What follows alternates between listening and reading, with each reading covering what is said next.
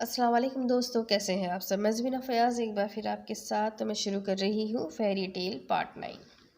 فوزان کار سے متفکر سا باہر نکل آیا کیونکہ مارسیا کو گئے کافی وقت ہو گیا تھا، مگر وہ ابھی تک لوٹی نہیں تھی، جس کے سبب وہ اگلے ہی پل عمارت کی جانب بڑھا۔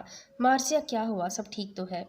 فوزان لفٹ کے کھلے دروازے سے لفٹ کے اندر کونے میں دبکی گھٹنوں میں منہ دیے بیٹھی مارسیا کو دیکھ دنگ ہوا تھا، اور اگلے ہی پل تیزی سے اس کے قریب جا کر پوچھا۔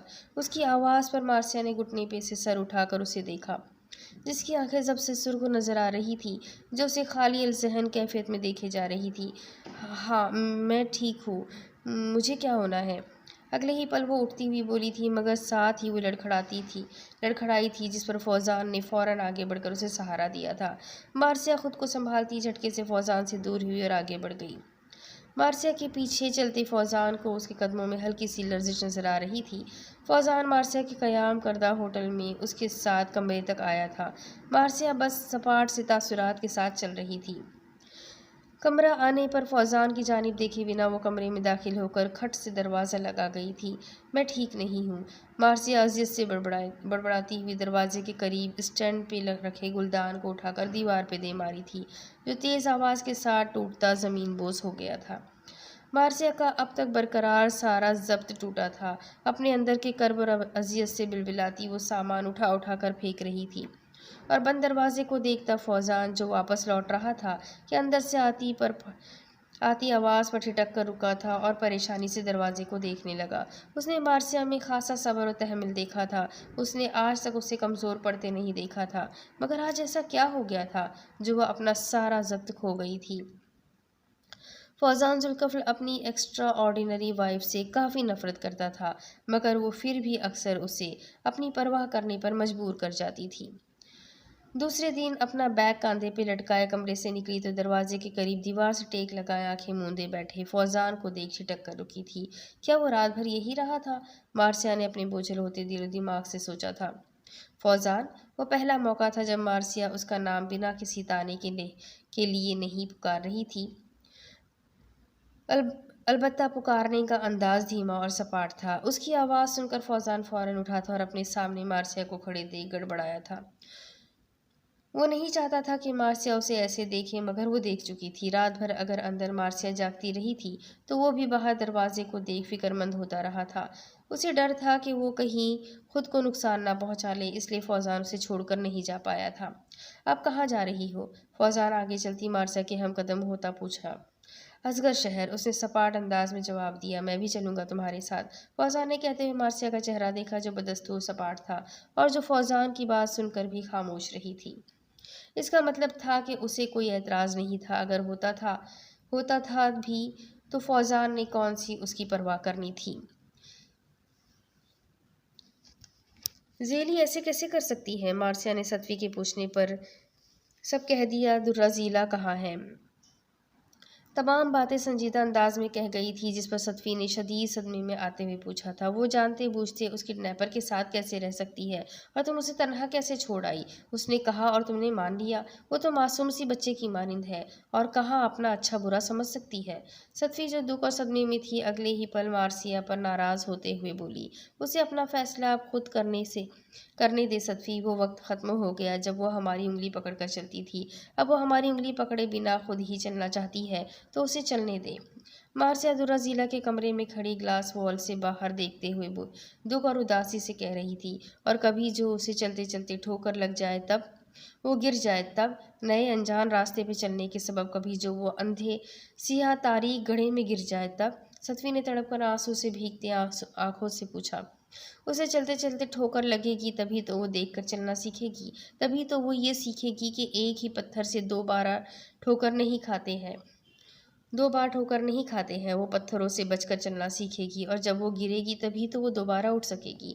انجان راستے پہ پہلی مرتبہ چلے گی، تبھی تو وہ ان راستوں کی کٹھنائیوں کو محسوس کر سکے گی، اس سے بچنے کی تدبیر کرے گی، اور اگر کبھی تاریک اندھیری کھائی میں گر گئی تو اسے اس تاریک کھائی سے نکلنے کے لیے اپنے اندر کے زخموں کو کس طرح روشنی بنا کر اپنے ارد گرد کے اندھیروں کو دور کرنا ہے، یہ جان پائے گی، اور اپنے اب تک حاصل کیے اعتماد کے بھروسے خود کو اس تاریک کے گڑھے سے باہر نکال پائے گی۔ مارسیا کی غم سے بوجھل ہوتی آواز بھی دھیرے دھیرے بھرا رہی تھی۔ تو تم نے سوچ لیا ہے کہ ذیلی کی انگلی چھوڑ دو گی؟ صدفی کے آنسو اب تیزی سے رخسار پر پھسل رہے تھے۔ اس نے مارسیا کی پشت کو دیکھتے ہوئے پوچھا۔ نہیں، یہ اس نے سوچا ہے کہ اب وہ میری انگلی پکڑ کر نہیں چلے گی، اور اسے حق ہے اس بات کا جس پر ہم اسے روک نہیں سکتے۔ مارسیا نے ایک اذیت بھری لمبی سانس لیتے ہوئے کہا تھا۔ اور ان سب میں تم کیسے جیو گی؟ اس کے ہر ٹھوکر پر اس سے زیادہ تم تڑپو گی، اس کے ہر مرتبہ گرنے پر تم رو گی، کمزور پڑو گی، اس کے اندھی گڑھے میں گرنے پر سب سے پہلے سانس تمہاری رکے گی، قیامت تم پر برپا ہوگی۔ صدفی جیسے مارسیا کے اندر کے سارے حال سے واقف تھی، جبھی روتے ہوئے پوچھا۔ آپ تو اس طرح کہہ رہی ہے جیسے یہ سب صرف مجھ پر گزرے گا۔ مارسیا نے پلٹ کر آنسو بھری آنکھوں سے صدفی کو دیکھا تھا۔ مارسیا! صدفی تڑپ کر آگے بڑھ کر اسے خود سے لگا گئی تھی۔ اب درزیلا کی جدائی سہنا کافی کٹھن تھا ان کے لیے۔ اگر یہ یقین ہوتا کہ وہ اپنی زندگی میں خوش ہے تو یہ جدائی اتنی تکلیف نہیں دیتی، مگر اب ہر لمحہ اس احساس کے ساتھ جینا جان لیوا تھا کہ کہیں درزیلا کو کچھ ہو نہ جائے۔ اور کمرے کے باہر دیوار سے ٹیک لگائے کھڑے سب سنتے عدن کے کرب اضطراب سے اپنی گیلی آنکھیں میچی تھی۔ اس نے اپنی گیلی آنکھیں میچی تھی۔ کافی دن ہو گئے تھے جب عدن نے ان تینوں کی انگلی چھوڑ دیا تھا کہ وہ تینوں اب خود سے چلنا سیکھے، کیونکہ ایک وقت آتا ہے کہ انگلی تھامنے والے کو انگلی چھوڑنی پڑتی ہے، کیونکہ وہ ہر وقت ہمیشہ ہر حالت میں انگلی پکڑنے والے کے ساتھ نہیں رہ سکتا۔ ایک وقت آتا ہے انگلی پکڑ کر چلنے والے کو تنہا ہی چلنا پڑتا ہے، ٹھوکر کھانا پڑتا ہے، لڑکھڑا کر منہ کے بل گرنا پڑتا ہے، پھر اٹھنا پڑتا ہے، پھر گرنا اور اٹھنا۔ یہ گرنے اٹھنے کا سلسلہ تو موت تک نہیں رکتا۔ بس اس میں ایک بات یہ ہوتی ہے کہ انگلی پکڑ کر چلنے والا جو اب تنہا چل رہا تھا، دکھ، کرب اور اذیتوں سے گزر رہا تھا، وہ سوچتا تھا کہ وہ اپنی کرب و اذیتوں میں تنہا تھا، مگر نہیں، وہ نہیں جانتا تھا کہ اس کے ان ساری اذیتوں میں بھی وہ ہمیشہ شامل رہا تھا جو اب تک انگلی تھام کر چل رہا تھا۔ عدن کہاں ہے؟ صدفی نے آفس کی کوریڈور میں چلتے ہوئے کان سے لگے سیل فون میں غصے سے پوچھا تھا۔ میں نہیں جانتا۔ دوسری جانب موجود حمید کی بے نیاز سی آواز اس تک آئی تھی۔ جھوٹ مت بولو، سچ کہنے کے لیے منع کیا گیا ہے۔ بڑی فرمانبردار اولاد ہو نا تم، صدفی نے جل کر کہا۔ اس میں کوئی شک نہیں ہے۔ تو پھر ٹھیک ہے، میں تمہاری اس ہمنہ چڑیل کو تمہارے پہلے افیئر کی خبر دے دوں گی۔ کیوں میرا دل جڑنے سے پہلے ہی توڑ رہی ہو؟ ابھی تو پیچ اپ بھی نہیں ہوا میرا، اور بریک اپ کرنے پر تلی ہو تم؟ بہت بری دشمن ہو۔ حمید دہائی دینے لگا۔ زنانیوں کی طرح رونے سے بہتر ہے کہ تم مجھے بتاؤ عدن کہاں ہے، ورنہ شوہر تمہارا ہے، میرا نہیں، جو میں خبر رکھوں۔ تمہارا نکھٹو نکما شوہر ہوگا، کہیں فوزان کے آفس میں رشوت کے پیسے سے چائے پینے کے لیے بیٹھا ہوگا۔ حمید کو صدفی کی بات بڑی زور سے چبھی تھی، جبھی جلبلا کر کہتا کال کاٹ گیا۔ تمہیں تو میں دیکھ لوں گی حمید کے بچے، وہ دانت پیس کر کہتی کانفرنس روم میں گھسی تھی۔ دوسری طرف کیا کر رہی ہو؟ ڈیول نے باہر سے آنے کے بعد درزیلا کو کمرے میں ڈھونڈا تھا۔ وہاں نہ ملنے کے سبب وہ کچن میں آیا، جہاں اسے کاؤنٹر پر رکھے فائلز پر جھکے دیکھ حیران ہوتا پوچھا، کچھ بھی نہیں؟ درزیلا ڈیول کی آواز پر گھبراتی ہوئی فائل بند کر کے اس کی جانب مڑتی فائل داہنے ہاتھ میں پکڑے پشت کی جانب چھپا گئی تھی۔ کیا چھپا رہی ہو تم؟ ڈیول اس کی جانب بڑھتا پوچھا، اور ساتھ ہی اس کا ہاتھ پکڑ کر سامنے کر گیا جس میں فائل دبی تھی۔ یہ وہی فائل تھی جو مارسیا نے اسے لا کر دیا تھا۔ یہ میں بس دیکھ رہی تھی، درزیلا گھبرا کر کہتی۔ فائل اسے تھما گئی۔ اگر تم چاہو تو میں تمہیں اس کی فوٹو کاپی کروا کر لا دوں گا، ڈیول نے درزیلا کو بغور دیکھتے ہوئے کہا تھا، جو نظریں فرش پر جھکائے ہوئے تھی۔ اس کی کوئی ضرورت نہیں، میں پڑھ چکی ہوں، درزیلا کہتی ہوئی وہاں سے جانا چاہتی تھی، مگر ڈیول اس کی کلائی پکڑ گیا تھا۔ اگر پھر بھی کبھی تمہیں ضرورت ہو کچھ ڈاؤٹس کلیئر کرنے کے لیے، اس کے لیے تمہارے پاس ہونا چاہیے، وہ دوستانہ مسکراہٹ لبوں پہ سجائے کہہ رہا تھا۔ اس کی ضرورت مجھے نہیں پیش آئے گی، کیونکہ مجھے سب یاد رہتا ہے۔ درزیلا اس کی جانب دیکھے بنا اپنی کلائی اس کی گرفت سے چھڑانے کی کوشش کی۔ تم تو ایسا کہہ رہی ہو جیسے تم ورڈ ٹو ورڈ یاد رکھتی ہو۔ ہاں ہے، درزیلا کی پیشانی پر بل پڑے تھے۔ کیا واقعی؟ آپ کو اس سے کیا؟ ہمیں ایک اجنبی کی طرح رہنا ہے، ایک دوسرے کے معاملے میں دخل دیے بغیر، درزیلا نے اب کی مرتبہ ڈیول کی آنکھوں میں دیکھتے ہوئے کہا تھا۔ ڈیول کو ان براؤنش آنکھوں میں اجنبیت، ناگوارت، ناپسندیدگی صاف نظر آ رہی تھی۔ کیا کبھی ان آنکھوں میں اس کے لیے محبت بھرے تاثرات ابھریں گے؟ کبھی یہ آنکھیں اسے کھونے کے خوف سے روئے گی، جیسا کہ اس نے ان آنکھوں کو مارسیا کے لیے محسوس کیا تھا؟ ہم اجنبی کی طرح نہیں رہ سکتے کیونکہ ہم اجنبی نہیں ہیں، ڈیول نے خود کو ان آنکھوں کی سحر میں ڈوبتا کہتا سنا تھا۔ اچھا تو پھر کیا ہے ہم؟ درازیلا کی طنزیہ آواز سے اسے ہوش میں لے آئی تھی۔ تم نے وہ ڈیل کیوں کیا؟ ڈیول جواب دیے بغیر سوال کر گیا تھا، جس پر بدستور اپنی کلائی کو آزاد کروانے کے لیے مزاحمت کرتی درازیلا ساکت ہوئی تھی۔ اس نے سر اٹھا کر ڈیول کے سوالی آنکھوں میں دیکھا۔ میں ایک ڈیل کرنا چاہتی ہوں، سرخ آنکھیں لیے خوفزدہ چہرے کے ساتھ درازیلا نے ڈیول سے کہا تھا، جو اس کی بات سن کر حیران ہوا تھا۔ کیسی ڈیل؟ میں آپ ہی کے ساتھ نہیں جانا چاہتی۔ آپ مجھے جانے مت دینا۔ ڈیول درازیلا کی ڈیل سن کر ساکت ہوا تھا۔ اس کا دل اندر سے خوفزدہ تھا کہ اگر مارسیا نے اس کی ڈیمانڈ پوری کر دی تو درازیلا کو اسے جانے دینا پڑے گا، پھر وہ کیسے رہے گا؟ مگر اب درازیلا کی ڈیل سن کر جیسے اس کے اندر راحت اور سرور کی لہر دوڑی تھی۔ مگر تم ایسا کیوں چاہتی ہو؟ اپنے اندر پھیلتی خوشی اپنے آپ سے بھی چھپاتے ہوئے اس نے حیرت سے پوچھا تھا۔ اور ڈیل میں یہ بات بھی شامل رہے گی کہ آپ مجھ سے فالتو سوال نہیں پوچھیں گے۔ اوکے، مگر مجھے اس سے کیا فائدہ حاصل ہوگا؟ ڈیول سر اس بات میں ہلاتا ہوا پوچھا۔ کون سا فائدہ چاہتے ہیں آپ؟ اس نے دیکھا کہ کہتے ہوئے درازیلا کی بھویں تنی تھی، ساتھ ہی ڈیول کی آنکھیں نیچے آنکھوں پہ سر کی جہاں ہلکا سا غصہ نظر آ رہا تھا۔ کوئی فائدہ نہیں چاہیے، مجھے تمہاری ساری ڈیل منظور ہے۔ ڈیول اپنی نظروں کے مزید بے لگام ہونے سے پہلے ہی اس کی ساری شرائط مانتا اٹھ کھڑا ہوا تھا، اور اب وہ ایک مرتبہ پھر پوچھ رہا تھا۔ آپ کو یاد ہوگا کہ ڈیل میں یہ بات بھی شامل تھی کہ میں فضول باتوں کا جواب نہیں دوں گی۔ درازیلا کی بھویں ایک مرتبہ پھر تنی تھی۔ اوکے، ڈیول سر ہلا کر بولا۔ اگر میں اس ڈیل کو نہ مانوں تو؟ ڈیول نے کہا تھا، اور ساتھ ہی اس کی نگاہیں ناراض آنکھوں سے ہوتی ناک سے ہوتی لبوں پر گئی تھی، جو ناراضگی کے بنا پر ہلکی سی سکڑ گئی تھی۔ مجھے نہیں سننا کہ نہ مانو تو کیا ہوگا؟ اگلے ہی پل ڈیول تھوک نگل کر کہتا درازیلا کی کلائی چھوڑ کر کچن سے چلے گیا تھا۔ پاگل ہے کیا یہ انسان؟ درازیلا نے بے ساختہ ڈیول کی نہ سمجھ آنے والی حرکتوں کو دیکھتے ہوئے سوچا تھا۔ مارسیا! نیند میں اسے آواز آئی تھی جس کے سبب وہ کسمسائی تھی، اور اگلے ہی پل پھر سے کچی نیند سے گہری نیند میں جانا چاہتی تھی کہ کسی نے اسے بازو سے پکڑ کر اٹھ بٹھایا تھا۔ لڑکی گردن کے ساتھ نیند بھری بھاری پلکوں کو بمشکل کھولتی اس نے سامنے کھڑے فوزان کو دیکھ کر سخت مزہ ہوئی۔ مجھے نیند سے کیوں جگایا؟ اگلے ہی پل گھراتے ہوئے وہ بیڈ سے کھڑی ہوتی اس کی جانب بڑھی تھی۔ نیند سے ہی جگایا ہے، کوئی موت سے نہیں۔ فوزان 2 قدم پیچھے ہٹتا اسے نیند سے جگانے پر اس کے اتنے جارحانہ تیور دیکھ حیرانگی سے بولا۔ کیوں آئے ہو یہاں؟ پہلے یہ بتاؤ۔ اپنی مرضی کے خلاف نیند سے جگائے جانے پر وہ سخت جھلائی ہوئی تھی۔ فوزان کے سامنے کھڑی نیند سے بھری سرخ ڈوروں والی آنکھوں سے اسے گھورتے ہوئے پوچھا، جبکہ اس کی آنکھوں کی جلوہ گری نے فوزان کو دم کر دیا تھا۔ وہ جیسے ہپنوٹائز ہوا تھا۔ کیا ہوا؟ گونگے ہو گئے ہو کیا؟ مارسیا غصیلے انداز میں کہتی اس کی آنکھوں کے سامنے چٹکی بجاتے ہوئے بولی، جس کے سبب فوزان ہوش میں آتا خجل سا ہوا۔ تمہیں لینے آیا ہوں، اگر تم سونے کا ریکارڈ توڑ چکی ہو تو گھر چلو، شام میں اماں تم سے ملنے آنے والی ہے۔ کسی کو اتنا بھی خوبصورت نہیں ہونا چاہیے کہ اس طرح شرمندہ ہونا پڑے۔ وہ بے ساختہ سوچتا سنبھل کر ناگواری سے بولا، تمہاری وہ پھپھی اور کزن کم تھی کہ جو اب اماں بھی آنے والی ہے تمہاری؟ مارسیا سخت بیزاری سے کہتی دوبارہ بیڈ کی جانب بڑھی تھی۔ پھپھی جا چکی ہے، اور ہاں، میں تمہاری اماں سے ذرا بھی بدتمیزی برداشت نہیں کروں گا۔ فوزان واپس جاتی مارسیا کا بازو سختی سے جکڑے وارن کیا، اگر وہ اچھی ہوئی تو پھر مجھ سے بھی اچھے کی امید رکھنا، اور اگر بری تو بری کی امید۔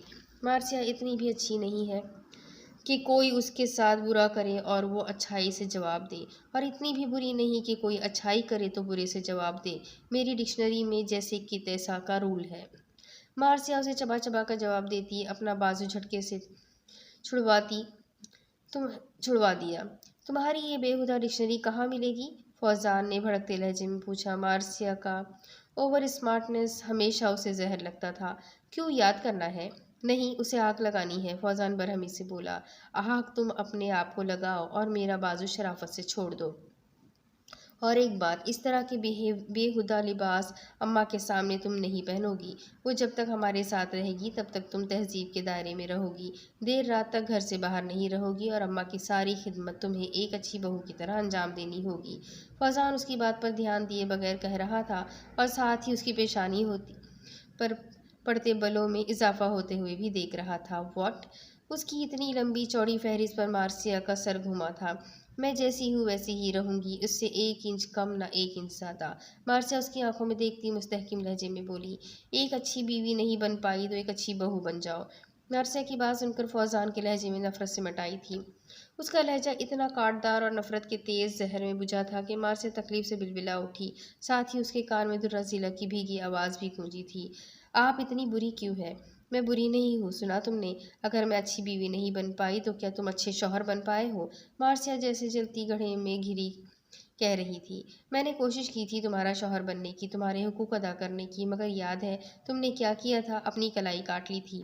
فوزان نے استہزاء انداز میں کہا، تم میرے شوہر بننے کی کوشش نہیں کر رہے تھے بلکہ مالک بننے کی کوشش کر رہے تھے، اور شوہر کا حق صرف وہی نہیں ہوتا ہے بلکہ اور بھی بہت کچھ ہوتے ہیں، مگر وہ تم جیسے حاکمانہ مزاج کے مرد کیا جانے، جو صرف بیوی کو پیروں کی جوتی بنائے رکھنے پر مصر ہے، بیوی کو اپنے پیروں کے نیچے دبائے رکھنے پر سکون پاتے ہیں، بیوی کو اپنا ذہنی غلام بنائے رکھنا پسند کرتے ہیں۔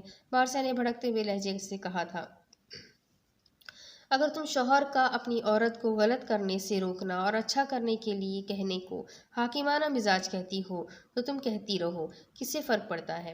بس اتنا یاد رکھنا، شام 5 بجے تک گھر پہنچ جانا، ورنہ میں وہ کروں گا کہ تم سوچ بھی نہیں سکتی۔ فوزان اسے دھمکی دیتا بازو کو جھٹکے سے چھوڑ گیا تھا۔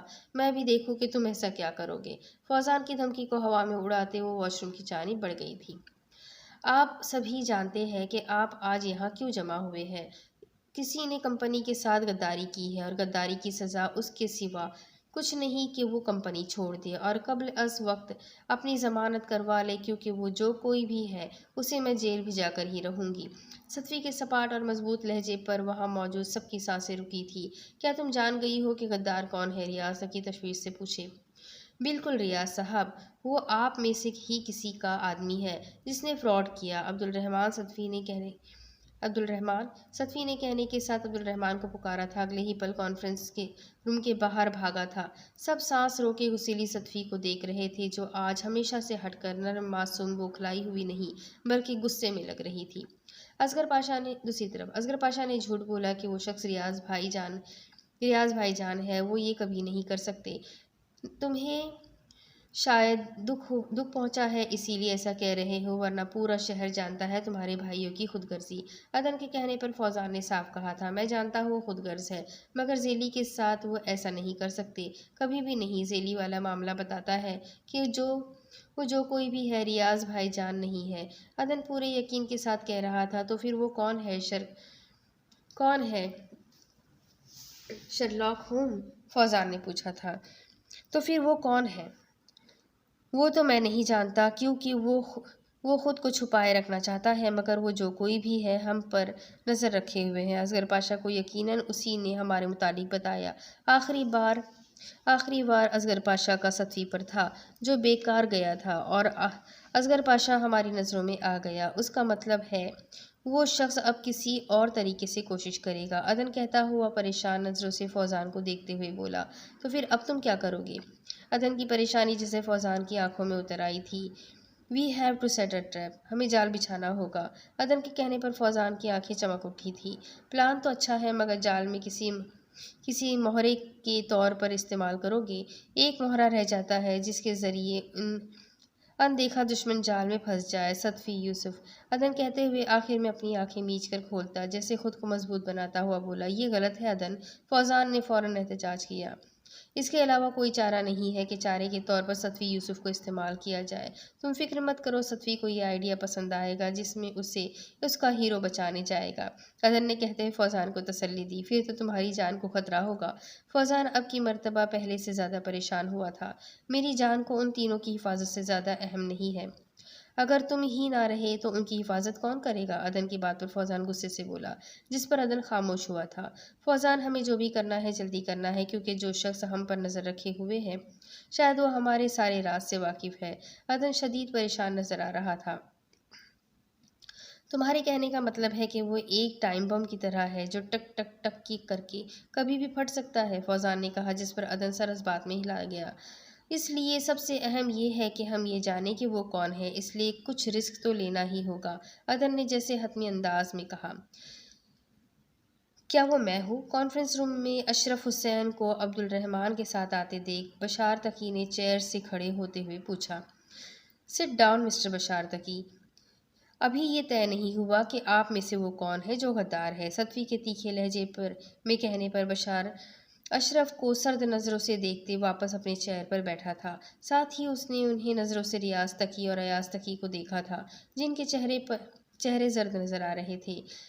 یہ ہے وہ شخص جس نے اپنے مالک کے کہنے پر غداری کے بنا ریکارڈ جمع کروائے، ٹوکیو کی کمپنی سے ڈیل کی اور سارے پیسے اپنے اکاؤنٹ میں ٹرانسفر کیے۔ یہ کام یہ اکیلا کبھی نہیں کر سکتا۔ سو اب مسٹر اشرف اب یہ بتائیں گے کہ ان کے ساتھ اور کون کون شامل تھے؟ آپ مجھ پر الزام لگا رہی ہے کہ آپ کے پاس کوئی ثبوت ہے؟ سی ای او میم، صدفی کے پوچھنے پر اشرف نے صاف مکرتے ہوئے کہا تھا۔ اوہ، یہ تو نہیں ہے۔ تو پھر ہم کیسے یقین کریں کہ تم سچ کہہ رہی ہو؟ ریاض تقی، جن کے چہرے پر پریشانی کے آثار تھے، فوراً بول اٹھے۔ عبد الرحمن؟ ریاض تقی کے کہنے پر صدفی نے عبد الرحمن کو پکارا تھا، جس کے سبب اگلے ہی پل عبد الرحمن نے اسکرین پر ایک فوٹیج چلایا جس میں اشرف حسین ڈیل کرتا نظر آ رہا تھا۔ کیا کوئی اور ثبوت چاہیے آپ کو مسٹر اشرف صاحب؟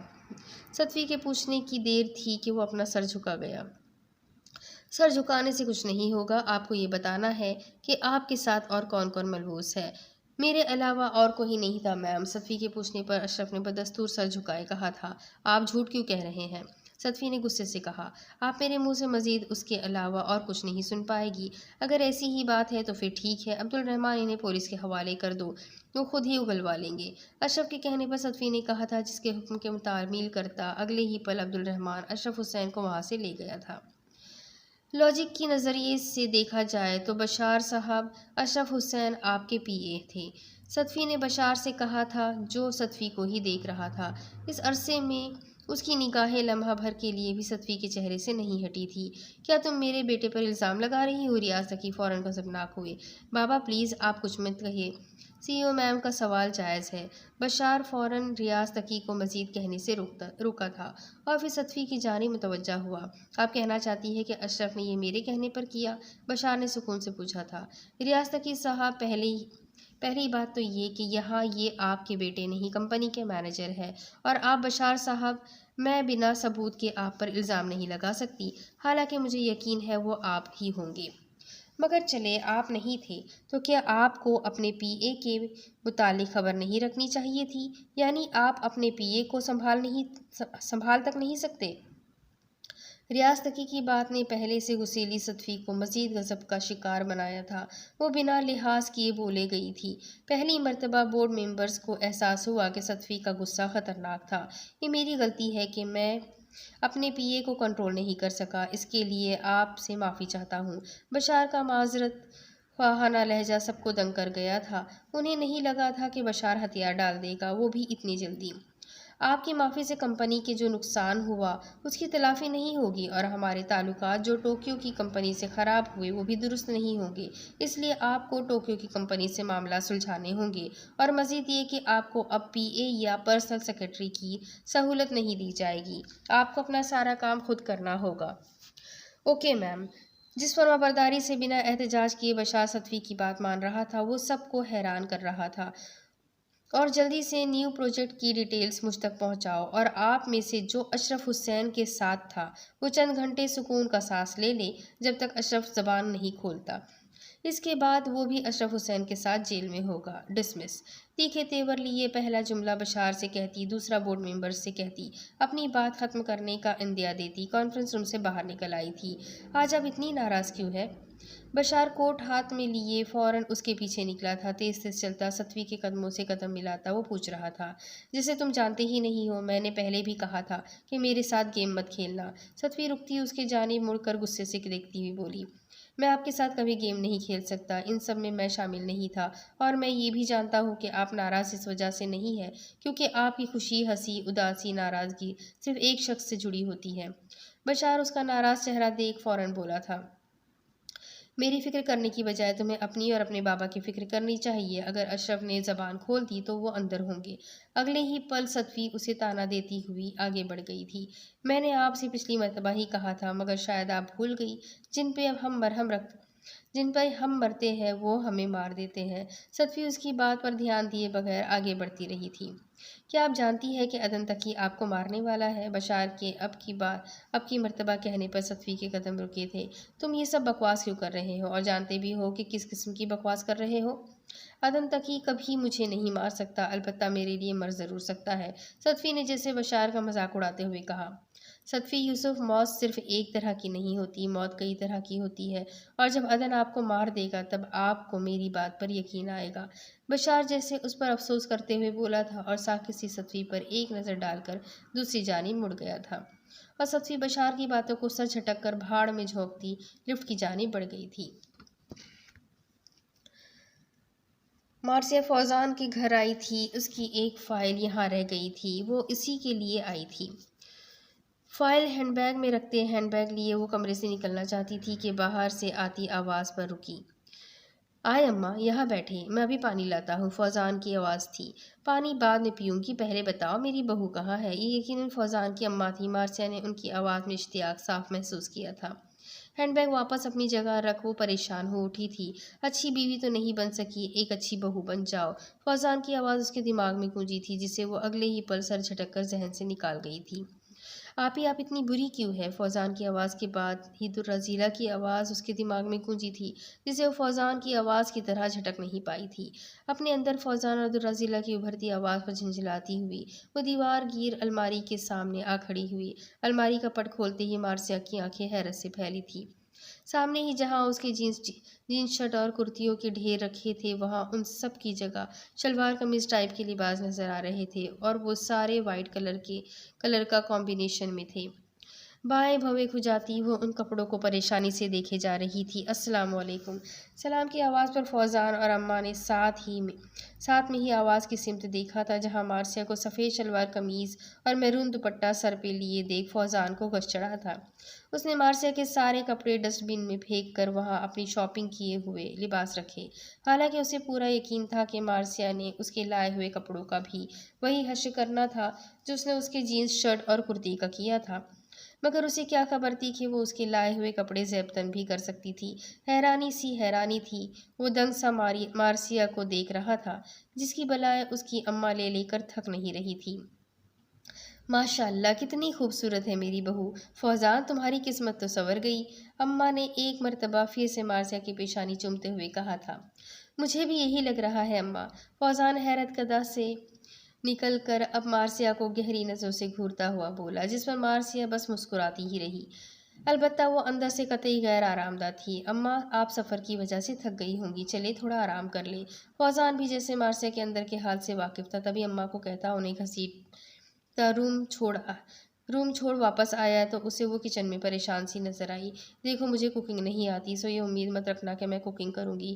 مارسیا کی جیسے ہی اس پہ نظر پڑی وہ فوراً ہی کہہ اٹھی، تو تم ایک اچھی بہو بننے کی کوشش کر رہی ہو یا میری دھمکی سے ڈر گئی ہو؟ فوزان گہری نظروں سے اسے دیکھتا بولا تھا، جو شلوار قمیض میں دوپٹہ سر پہ لیے، جو اب سرک کر کاندھے پہ آ چکا تھا، ہمیشہ ہٹ کر ہی لگ رہی تھی، ہمیشہ سے بڑھ کر خوبصورت، دلنشین سی، فوزان کی آئیڈیل سے ایک دم قریب۔ تو تم ایک اچھی بہو بننے کی کوشش کر رہی ہو، ایم آئی رائٹ؟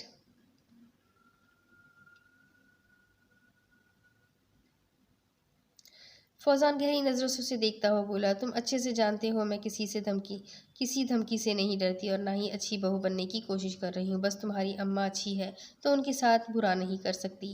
مارسیا اس کی خوش فہمی ختم کرتے استہزاء انداز میں بولی، مجھے لگتا ہے تم دکھاوا کرتی ہو۔ اسے غور سے دیکھتے فوزان نے کہا تھا، کیسا دکھاوا؟ مارسیا کی تیوریاں چڑھی، برے بننے کا دکھاوا، مضبوط اور سخت بننے کا دکھاوا۔ نہ جانے کیوں تم اپنے ارد گرد ایک مضبوط سی اندیکھی دیوار کھینچ دیتی ہو جس کے اندر تم کسی کو آنے نہیں دینا چاہتی۔ کیا تم کسی بات سے ڈرتی ہو؟ فوزان کہتا ہوا سلیب سے ٹیک لگائے کھڑی مارسیا کے قریب جاتا کہہ رہا تھا اور آخری لفظ اس کے قریب پہنچتے مارسیا کی آنکھوں میں دیکھتے ہوئے بولا، جن میں اسے ہلکی سی حیرانی نظر آئی تھی، کیا تمہیں مجھ پر ریسرچ کرنے کا کیس ملا ہے؟ مارسیا ناگواری سے کہتی اس کے سائڈ سے نکل کر جانا چاہتی تھی کہ فوزان اس کی کلائی پکڑ کر روک گیا تھا۔ مارسیا کی نگاہ اپنے ہاتھ پر گئی جو فوزان کے شکنجے میں دبی تھی۔ آفیسر اٹھا کر فوزان کو دیکھا، تم نے ہمیشہ کی طرح مزاحمت نہیں کی کہ خود کو چھڑانے کی؟ فوزان کے لبوں پر محفوظ سی مسکراہٹ ابھری تھی۔ تم نے مجھے روکا کیوں ہے یہ بتاؤ؟ مارسیا اس کی باتوں پر دھیان دیے بنا بولی، کوکنگ کی فکر مت کرو، میں نے آرڈر کر دیا ہے، ڈیلیوری کرنے والا آئے گا تو اسے ڈیلیوری لے لینا اور اماں کے ساتھ ڈنر کر لینا، میرا ویٹ مت کرنا۔ مارسیا کی کلائی چھوڑتا وہ کہہ کر باہر کی جانب بڑھ گیا تھا۔ یہ اچھی رہی، مارسیا جھلائی۔ ہاں نیہا میں لوکیشن سینڈ کر رہی ہوں، اس لوکیشن پر کسی کو بھیج دو تاکہ وہ فائل لے جائے۔ تھوڑی دیر بعد وہ سیل فون سے کان لگاتی کہتی نظر آئی تھی،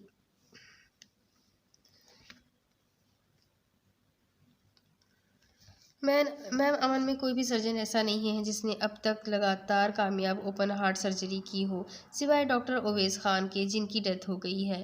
قریشی جو پرل کا رائٹ ہینڈ تھا اس نے پرل کو انفارمیشن دی تھی۔ مجھے سولیوشن چاہیے، اگر امن میں کوئی ایسا ڈاکٹر نہیں ہے تو فورن کنٹری کے ڈاکٹر سے اپائنٹمنٹ لو اور اسے امن بلاؤ۔ پرل نے قریشی کو تیش بھرے لہجے میں تحکم بھرے لہجے میں کہا، اوکے آئی ٹرائی میم۔ قریشی کہتا ہوا وہاں سے فوراً ہٹ گیا تھا۔ میڈم مجھے ایک انفارمیشن ملی ہے۔ قریشی فوراً لوٹتا ہوا بولا، کیسی انفارمیشن؟ انفارمیشن یہ ہے کہ صدفی یوسف کو اچانک بورڈ ممبرز کی پوزیشن سے ہٹانے کے لیے اٹھ کھڑے ہوئے ہیں اور اپنی کمپنی کے سی ای او کو صرف میجر شیئر ہولڈرز ہی ہٹا سکتا ہے، اس لیے صدفی یوسف کی ساری فیملی نے اپنے اپنے شیئر صدفی یوسف کے نام کر دیے ہیں۔ اب صدفی یوسف ہی سب سے میجر شیئر ہولڈر ہے۔ اس طرح صدفی یوسف کو اب کوئی بھی سی ای او کی پوزیشن سے نہیں ہٹا سکتا۔ قریشی پرل کے چہرے پہ بکھرتے رنگوں کو دیکھ کہہ رہا تھا، قریشی یہ خبر دے کر تم نے میرا دل خوش کر دیا، اب الگ الگ شکار کرنے کی ضرورت نہیں پڑے گی، اب ایک تیر سے میں 2 شکار کروں گی۔ چیک کرو کہ صدفی یوسف ابھی کہاں ہے؟ پرل نے چمکتی آنکھوں کے ساتھ کھلکھلاتے لہجے میں کہتی آخر میں قریشی کو حکم دیتے ہوئے کہا۔ دوسری طرف کہاں جا رہی ہو؟ بلیک ڈیول نے حیرت سے باہر جانے کے لیے عبایا اور نقاب کی ہوئی تیار سی درہ ذیلا کو دیکھ کر پوچھا، میں نے آپ سے پہلے بھی کہا تھا کہ ہمیں ایک دوسرے سے اجنبی رہنا ہے، درہ ذیلا دھیمے مگر جھنجھلائے ہوئے لہجے میں کہتی کمرے سے نکلی تھی۔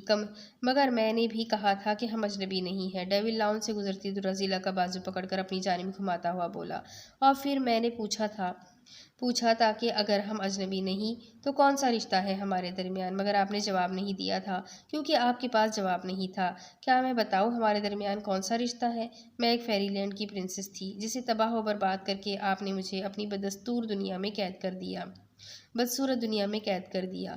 مجھے ایک پرنس کا انتظار تھا مگر میری زندگی میں ایک ولن داخل ہوا۔ آپ کو میری فکر کرنے کی، کسی سے بچانے کی، دکھاوا کرنے کی کوئی ضرورت نہیں ہے کیونکہ آپ کوئی پرنس نہیں ہے، آپ ایک ولن ہے، اور آپ کو پرنس بن کر میری حفاظت کرنے کی قطعی ضرورت نہیں ہے کیونکہ آپ ایک ولن ہے، اور اب مجھے کسی پرنس کی بھی ضرورت نہیں ہے کیونکہ درہ ذیلا سرخ چہرہ لیے کہتے کہتے رکی، ملکہ کو بادشاہ نہیں ملکہ بننے کے لیے سلطنت کی ضرورت ہوتی ہے۔ درہ ذیلا سپاٹ انداز میں کہتی ڈیول کی کمزور ہوتے گرفت سے بازو چھڑاتی باہر کی جانب بڑھ گئی تھی، جسے روکنے کی اب ڈیول نے کوشش نہیں کی تھی۔ दूसरी तरफ प्लान क्या है तुम्हारा? फौजान ने अदन को देखते हुए कहा, जो सियाह लिबास में सियाह लेदर की जैकेट लिए एकदम तैयार खड़ा नजर आ रहा था। फौजान के पूछने पर उसकी निगाह व्हाइट बोर्ड की जानिब गई, जहां एकदम दरमियान में सतफी यूसुफ लिखा था। मैंने जाल बिछा दिया है, अब सिर्फ छिपे दुश्मन के सामने आने का इंतजार है। जाल क्या है? अदन के कहने पर फौजान ने बोर्ड की जानिब देखते हुए पूछा। मैं नादीदा दुश्मन की दुश्मनी की वजह ढूंढने की कोशिश के सिवाय कंपनी की कोई और वजह मेरे सामने नहीं आई। ये जो कोई भी सिर्फ कंपनी हथियाने के लिए कर रहा है। साफ नजर आ रहा है कि ये तुम्हारे बेहिस रिश्तेदारों के अलावा और कोई नहीं हो सकता। अदन के कहने पर फौजान ने साफ कहा था, मैं दुआ कर रहा हूँ कि वो इसमें मलबूस ना रहे। अदन का लहजा धीमा हुआ था, आंखों में तकलीफ के आसार उभरे थे। खैर, सारी बात कंपनी से शुरू होती है, तो इसीलिए मैंने सतफी को चुना और अफवाह फैला दी कि हमारे सारे शेयर्स हमने सतफी के नाम कर दिए हैं। इससे क्या होगा? इससे ये होगा कि हमारा नादीदा छुपा हुआ दुश्मन मंजर आम पर आ जाएगा। उसके लिए आसानी हो जाएगी कि वो सारे शेयर सतफी से एक झटके में ले ले। प्लान तो अच्छा है, मगर का मत सोचो। उनसे लड़ना आसान होता है, फौजान जो नजर आते हैं बनिस्बत उनके जो छुप कर वार करते हैं। मैं चाहता हूँ वो तीनों अपने सारे दुश्मनों को जान जाए ताकि उनसे बचने की तदबीर कर सके। ओके, सतफी पर कड़ी निगरानी की ज़रूरत है। मेरे आदमी रख रहे हैं। उन्हें जो कुछ हो सिर्फ देखने के लिए कहना, इंटरफेयर करने की उन्हें ज़रूरत नहीं जब तक उन्हें कहा ना जाए। मैसेज आया है और साथ में एक वीडियो भी। फौजान कहता हुआ अपने सेल फोन पर वीडियो चालू करता हुआ बोला। वीडियो में एक लड़की सियाह जीन्स और टी शर्ट पर ब्राउन चमड़े की जैकेट में मलबूस थी। उसके हाथ में एक गन भी था। अपने कार से निकलते हुए वो सतफी की गाड़ी की जानिब बढ़ी थी। अब ये कौन है? अदन जो सेल फोन पर झुका देख रहा था बेसाख्ता पूछा। वो पहली नज़र में उसे पहचान नहीं पाया था। मार्सिया की बहन लग रही है, फौजान ने कहा था, जिस पर अदन ने उसे घूरा था। मैं नहीं जानता। तो फिर पता करके बताओ। मैं सतफी के पास जा रहा हूँ, अदन कहता कान में ब्लूटूथ टिका अटकाता बाहर की जानिब बढ़ा। अपना ख्याल रखना अदन, फाइटिंग से बचना, फौजान चिल्लाकर बोला ताकि अदन सुन ले और फिर फौरन कंप्यूटर की जानिब मुतवज्जा हुआ। तुमने कुछ सुना बशार? सारे शेयर्स सतफी के नाम हो गए हैं। बशार लैपटॉप पर झुका था, तभी रियाज तकी, अयाज तकी, एहजाब और उतबा वहां आए थे और रियाज तकी उससे कह रहे थे, नहीं मैं नहीं जानता, क्योंकि अभी तो मैं इस कोशिश में हूँ कि अशरफ आप दोनों का नाम ना ले। बशार सर उठाकर रियाज तकी और अयाज तकी को सपाट अंदाज में देखता हुआ बोला, जो उसके कहने पर मुंह बना गए थे। ये सुनहरा मौका है, सतफी को डरा धमकाकर उससे पेपर्स पर दस्तखत करवा सकते हैं। एहजाब ने इन सब को देखते हुए कहा था, कोई ज़रूरत नहीं है इसकी। आप लोग चाहते हैं कि कंपनी के मेजर शेयर्स होल्डर्स हम बन जाए, तो वो मैं खुद पूरा कर दूंगा। आप लोगों को इसमें मदाखलत करने की कोई ज़रूरत नहीं है। बशार तकी लहजे में उनसे मुखातिब हुआ था, जिस पर अदबा और एहजाब एक दूसरे को देख बुरा सा मुंह बना गए। उनकी जानिब मुतवज्जा हुए बगैर बशार कॉल करके सतफी के शेयर्स के मुतालिक पूछताछ करने लगा था और जल्द ही उसे पता चल गया था कि ये एक अफवाह है। इन सब पर एक इस्तेहज़ा भरी निगाह डालता वो दोबारा बैठता। लैपटॉप पर झुका था, मगर सारी जगह यही बात हो रही है। यहाँ तक कि न्यूज़ चैनल्स पर भी ये बात बताई जा रही है। अगर ये अफवाह है तो इसे इतनी अहमियत क्यों दी जा रही है? उतबा के सवाल पर लैपटॉप पर झुके बशार के दिमाग में सवाल उठने लगे थे। सतफी मेजर शेयर्स होल्डर अफवाह क्यों? पर सोचते हुए अचानक ही उसके जहन में पल आई थी। न्यूज़ पल तक भी पहुंची होगी, उसका मतलब था कि सतफी खतरे में थी। हेलो मैडम पल। अगले ही पल लैपटॉप परे ढकेलता, सेल फोन कान से लगाए वो भागता हुआ कमरे से निकला था, जिसे वहां मौजूद अयाज तकी, उतबा, एहजाब ने हैरान होकर देखा। मैम रात के 9 बज रहे हैं, अब्दुल रहमान ने डरते डरते गुस्से में नजर आती सतफी से कहा था, जो गुस्से में 1 महीना का काम आज ख़त्म करने पर तुली हुई थी। हाँ तो? उसने पेशानी पर बल डाले पूछा। तो कुछ नहीं मैम, बस आपको इन्फॉर्म कर रहा था, घबरा कर कहता अब्दुल रहमान फ़ौरन बाहर भागा था और सतफी गुस्से से फाइल बंद कर गई थी। लैपटॉप को भी झटके से फोल्ड किया और नाराज़गी से सेल फोन को देखा। 1 हफ्ता हो रहा था अदन ने ना उससे मुलाकात की थी, ना कॉल किया था और ना ही कोई मैसेज, यहाँ तक कि वो सतफी के कॉल और मैसेजेस का भी कोई जवाब नहीं दे रहा था। हालांकि वो शहर में ही था, मगर माहसीमा भी नहीं आया था। جس نے صدفی کو دھیرے دھیرے اداس کیا، پھر بیزار، ناراض اور اب غصہ دلا گیا تھا، جس کا غصہ ہر ایک پر نکل رہا تھا۔ اگلے ہی پل وہ جھٹکے سے آفس روم سے باہر نکل آئی تھی۔ باہر نکلو، میں خود ڈرائیو کر کے جاؤں گی، صدفی نے کار میں موجود ڈرائیور کو حکم دیا، جس نے پریشانی سے اس کے پیچھے کھڑے عبدالرحمن کو دیکھا تھا، جو بے چارگی سے کندھا اچکا گیا تھا۔ کیا میں پیدل چلے جاؤں؟ صدفی کے گھرانے پر ڈرائیور فوراً باہر نکل آیا تھا، اور اگلے ہی پل وہ دونوں ہوک بنے صدفی کو کار لیے سناٹے سے اپنے قریب سے گزرتے دیکھتے رہے۔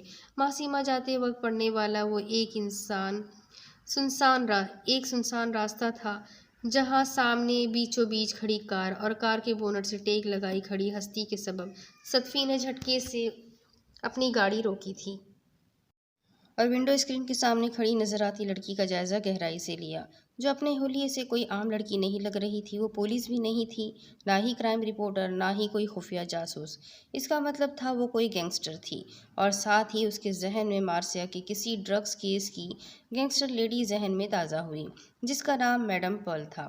مارسیا نے اس کے متعلق اسے بتایا تھا۔ کیا کوئی فلم کی شوٹنگ ہو رہی ہے؟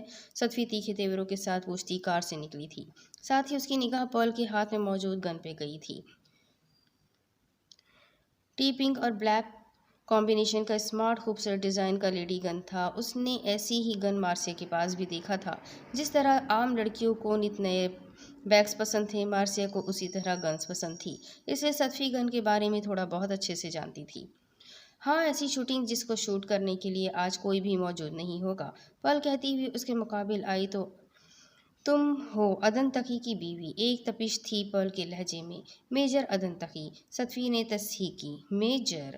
پرل کہتے ہوئے ہنسنے لگی تھی۔ اس میں ہنسنے والی کون سی بات ہے؟ ریئلی کیا تم نہیں جانتی کہ اب عدن تقی میجر نہیں رہا؟ پرل نے استہزاء انداز میں پوچھا۔ کیا بکواس کر رہی ہو تم؟ صدفی نے جھڑک کر کہا تھا۔ پہلے وہ بشار اور اب یہ کالی بلا۔ کیا آج بکواس ڈے تھا؟ یا عدن تقی نے تمہیں اس لائق ہی نہیں سمجھا کہ وہ اپنے دل کی بات بتاتا؟ تم ہو کون اور اچانک کسی سیاہ بلا کی طرح نازل ہو کر بکواس کیوں کیے جا رہی ہو؟ کیا دماغ سے کھسکی ہوئی ہو؟ صدفی کے ضبط کی حد یہی تک تھی۔ اگلے ہی پل بنا لحاظ کے پل پر گھرائی تھی، جس پر پل صدفی کو سرد نگاہوں سے گھورتی اپنے آدمی کو پکاری۔ قریشی!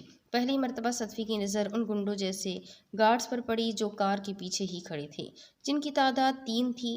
ان میں سے ایک پرل کے پکارنے پر فوراً آگے بڑھا اور پرل کو ایک فائل تھما گیا۔ میں میڈم پرل ہوں، بیوٹی سٹی کی لیڈی گینگسٹر، جسے لوگ queen of drugs, queen of hell poisons snake بھی کہتے ہیں۔ صدفی اس کی بات کاٹتی بولی تھی تو اس کا اندازہ صحیح نکلا تھا۔ اوہ، تو تم تو کافی انٹیلیجنٹ ہو، اپنے بے وقوف شکل سے بالکل الٹ۔ پرل حیرت زدہ تھی۔ تم کیا جانو کہ بے وقوف نظر آنے والے دوسروں کو بے وقوف بنانے کی خاطر بے وقوف نظر آتے ہیں؟ حاضر جواب بھی ہو۔ کیا تم مجھ پر ریسرچ کرنے کے لیے آئی ہو؟ صدفی نے تیوری چڑھائے ہوئے پوچھا۔ نہیں، اس لیے آئی ہوں کہ تم اس پر سگنیچر کر دو، پرل کہتی ہوئی فائل کو کار کے بونٹ پر رکھتی ہوئی بولی۔ کس کے لیے سگنیچر کروں؟ بنا سوال کیے سگنیچر کرو، ورنہ یہ جو گن دیکھ رہی ہو نا، اس کی گولی تمہارے ذہین دماغ کو چیرتی نکل جائے گی، پرل کہتی ہوئی مارسیا کی پیشانی پہ گن رکھتی ہوئی بولی۔ میں سگنیچر نہیں کروں گی، اگر اصلی کی گینگسٹر ہو تو بلٹ مار کر بتاؤ، صدفی نے چیلنجز انداز میں کہا۔ کیا پاگل ہو؟ تم مر جاؤ گی، صدفی کے اتنے آرام سے کہنے پر پرل نے حیرت سے اسے دیکھتے ہوئے کہا تھا۔ اوہ شکریہ، میں تو جانتی ہی نہیں تھی کہ بلٹ اگر ماتھے سے گزر کر پیچھے سے نکلے گی تو میں مر جاؤں گی، مجھے لگا ایک ہول بن جائے گا جس سے ہوا آمد و رفت کرے گی، صدفی استہزاء انداز میں بولی تھی، جس پر پرل نے اسے عجیب سے نظروں سے دیکھا، جیسے کہ واقعی میں وہ پاگل ہو۔ صدفی یوسف یہ مت سمجھنا کہ میں دھمکی دے رہی ہوں، اگر گھی سیدھی انگلی سے نہ نکلے گا تو، پرل پھنکارتے ہوئے کہہ رہی تھی۔ صدفی اس کی بات درمیان میں ہی کاٹ گئی۔ گھی کے ڈبے کو گرم کر لو، ہر چیز میں انگلی ڈالنا ضروری نہیں ہوتا، پرل کے لہجے کی چندہ ذرا بھی پرواہ کیے بغیر وہ مشورہ دینے والے انداز میں بولی۔ ساتھ ہی اس نے دیکھا پرل کے پیچھے کھڑے گارڈز میں سے ایک اپنی مسکراہٹ روکنے کی کوشش کر رہا تھا۔ تبھی وہاں تیسری کار آ رکی۔ صدفی، آپ ٹھیک ہے؟ کار سے بشار نے اترتے ہوئے بے چینی سے پوچھا، اور ساتھ پرل کے گن کا ہاتھ جھٹک گیا۔ میں ٹھیک ہوں، مجھے کیا ہونا ہے؟ البتہ تم یہاں کیا کر رہے ہو؟ صدفی لاپرواہی سے بولی۔ تمہیں بچانے آیا ہوں، تمہیں بچانے آیا ہے تمہارا چاہنے والا۔ پل کو منظر بڑا پسند آیا جس میں بشار پریشان سا صدفی کے سامنے کھڑا تھا۔ صحیح کہا، آخرکار میں اس کی چاچی جو ہوں، صدفی نے دانت پیس کر کہا تھا۔ صدفی آپ، بشار احتجاج کرنا چاہتا تھا کہ ایک چوتھی آواز پر وہ سب اس کی جانب متوجہ ہوئے۔ تم یہاں کیا کر رہے ہو؟ وہ عدن تھا، سرد سپاٹ انداز میں کہتا ہوا۔ میں تمہیں جواب دہ نہیں ہوں۔ بشار نے اسی کا لہجہ اختیار کیا۔ تم ہو جواب دہ۔ وہ دونوں آمنے سامنے کھڑے ایک دوسرے کو سرد نظروں سے گھور رہے تھے۔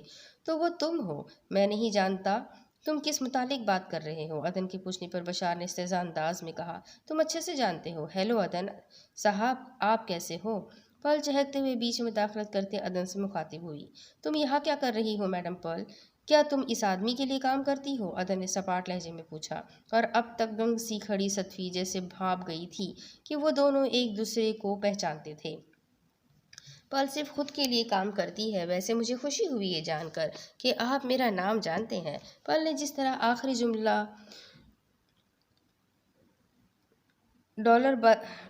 دلربا انداز میں کہا تھا، اس سے صدفی کا دل کیا اس کا منہ توڑ دے۔ آخر کوئی مجھے بتائے گا کہ کیا یہاں ہو کیا رہا ہے؟ صدفی زور سے چیخی تھی جس کے سبب وہ سبھی اس کی جانب متوجہ ہوئے تھے۔ تم گاڑی میں بیٹھو۔ عدن کے سپاٹ انداز میں کہنے پر صدفی کا دماغ جو صبح سے ہی خراب ہو رہا تھا وہ پوری طرح سے خراب ہو چکا تھا۔ آخر تم مجھے سمجھتے کیا ہو میجر عدن تقی؟ کیوں کر رہے ہو میرے ساتھ ایسا؟ ایک ہفتے سے نہ معصیمہ آ رہے ہو اور نہ ہی کسی کال یا میسج کا جواب دے رہے ہو، اور اب اچانک سامنے آ گئے۔ ویسے سیاہ چڑیل تمہارا شکریہ کہ تمہاری وجہ سے میجر عدن تقی کا چہرہ دیکھنا تو نصیب ہوا۔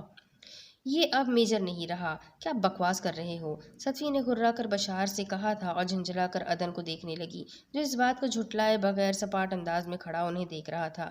تم کچھ کہہ کیوں نہیں رہے ہو؟ صدفی نے جھلا کر پوچھ ہی لیا۔ کیونکہ عدن صاحب تمہیں اس لائق نہیں سمجھتے ہیں کہ تم سے اپنی باتیں شیئر کریں، پرل نے استہزاء انداز میں کہا تھا۔ عدن صاحب کی بہن، اب اگر تم نے بیچ میں ٹانگ اڑایا تو مجھ سے برا کوئی نہیں ہوگا۔ صدفی پرل کو دھمکی دیتی ہوئی دوبارہ عدن کی جانب متوجہ ہوئی تھی اور پرل کا چہرہ اہانت کے احساس سے سرخ ہوا تھا۔ تم کچھ کہہ کیوں نہیں رہے ہو؟ کیا یہ دونوں سچ کہہ رہے ہیں؟ تمہیں میں نے گاڑی میں بیٹھنے کے لیے کہا تھا، عدن نے صدفی کے کہنے پر سرد لہجے میں کہا۔ اچھا، تمہارے نزدیک تمہاری باتوں کی اہمیت ہے، اور میرا کیا؟ میری باتیں، میرا وجود، میرا دل، اس کی کوئی اہمیت نہیں؟ صدفی جیسے پھٹ پڑی تھی۔ کیا سننا چاہتی ہو؟ یہ کہ میں فوج سے نکال دیا گیا ہوں؟ تو ہاں، نکال دیا گیا ہوں۔ تو اب تم جان گئی ہو تو کیا کروں گی؟ عدن کے سرد لہجے میں کہنے پر صدفی جیسے صدمے میں گئی تھی۔ مگر کیوں؟ کب؟ تم نے مجھے بتایا کیوں نہیں؟ مگر دوسرے اس بارے میں جانتے ہیں؟ صدفی صدمے سے کہتی ہوئی آخر میں پرل کو شعلہ بار نگاہوں سے گھورتے ہوئے بولی۔ تم اسے کیسے جانتے ہو؟ اور یہ تمہارے متعلق کیسے جانتی ہے جس کے بارے میں تم نے مجھے بھی نہیں بتایا؟ صدفی نے جس اہانت سے اسے کہہ کر پرل کی جانب اشارہ کیا تھا اس پر پرل بڑی مشکل سے خود کو ضبط کر پائی تھی، ورنہ کس کی ہمت تھی اس سے اس طرح مخاطب ہونے کی جس طرح صدفی یوسف اب تک ہو رہی تھی۔ ہمارے تعلق کے بارے میں تم نہ ہی پوچھو تو اچھا ہوگا۔ عدن اور میرا کافی پرانا رشتہ ہے۔ پرل جو اپنے اندر کے بھڑکتے شعلوں پر جلی جا رہی تھی اب چاہتی تھی کہ وہی شعلے صدفی یوسف کو خاکستر کر جائے، اس لیے بڑے دلربا انداز میں کہہ رہی تھی کہ اسے شدید صدمے کی وجہ سے رکنا پڑا، کیونکہ صدفی یوسف اپنے غصے کی شدت کی بنا پر اسے پوری طاقت سے تھپڑ مار گئی تھی۔ تمہاری ہمت کیسے ہوئی میرے عدن کو صرف نام سے اس طرح پکارنے کی؟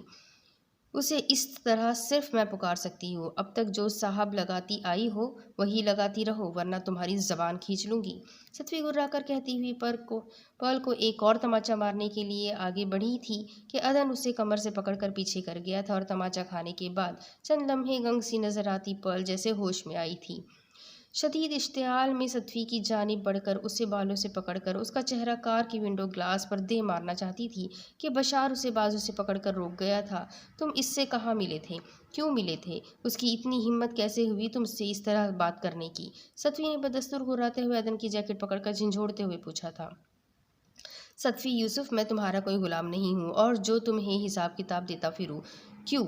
کب؟ کیسے؟ کیا میں نے تم سے پوچھا کہ یہ بشار تمہارے ارد گرد کیا کر رہا ہے؟ عدن نے سرد لہجے میں کہتے ہوئے نہایت سرد انداز میں صدفی کا ہاتھ اپنے جیکٹ سے ہٹایا تھا۔ عدن! صدفی کا سارا غصہ اشتعال پر جیسے عدن کے لہجے کی سردی غالب آئی تھی، صدفی کے حواس تک ٹھٹر گئے تھے۔ عدن کے لہجے میں جو اس نے محسوس کیا تھا اس نے صدفی یوسف کو توڑ دیا۔ کیا کیا؟ تم مجھ پر شک کر رہے ہو؟ اس سے پہلے بھی؟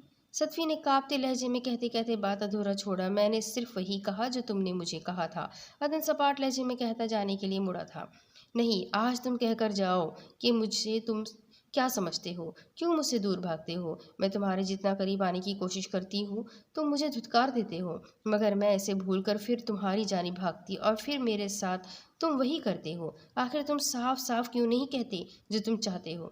اگر تم میرے ہو تو کہو، اور نہ ہو تو بھی کہو، کیونکہ تم نہیں جانتے کہ کسی کا ادھورا ادھورا ملنا کتنا تکلیف دہ ہوتا ہے، اور عدن تک ہی تم مجھے ہمیشہ ادھورے ہی ملے ہو۔